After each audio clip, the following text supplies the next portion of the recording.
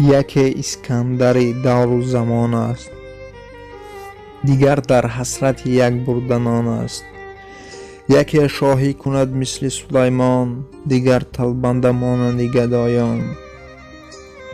یکی را مال و ثروت به حساب است، دیگر از گشنگی در اضطراب است. یکی در غفلت و کیف خواب است، دیگر در محنت و رنج و عذاب است. زنان از پی اندیشه گشته، زنان فاسق و فاحشه گشته. زن اندر فراق شوهرش سوخت، زن ناموس خود با مال بفروخت. یکی را قیله و سیخ و کباب است، دیگر با نیم نان کلوتی آب است. یکی بیرنج و بی محنت مثل شاه است، دیگر هم رنج برده هم خاک راه است.